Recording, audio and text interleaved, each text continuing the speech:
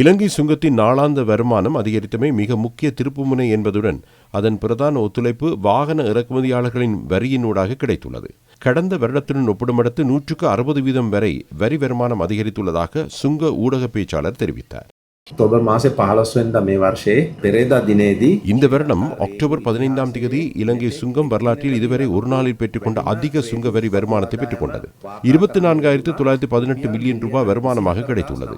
அதாவது 25 பில்லியன் ரூபாவுக்கும் அண்மித்த தொகையாகும். கடந்த காலங்களை பார்க்கும் போது நமது நாளாந்த வருமானம் 7 பில்லியன் அளவிலேயே காணப்பட்டது. எனவே ஒரேடியாக ஒரே நாளில் 24.9 பில்லியன் ரூபாய் வருமானம் அதிகரித்துள்ளமை விசேட தன்மையாகும். இதற்கு பெரும் ஒத்துழைப்பு வழங்குவது வாகன இறக்குமதியாளர்கள் ஆவர். தற்போது துறைமுகத்துக்குள் நெரிசல் ஏற்படுவதற்கான ஏது நிலைகளும் இல்லை. இந்த வருடத்தின் வருமான இலக்கு 2.115 டிரில்லியன் ரூபாவாகும்.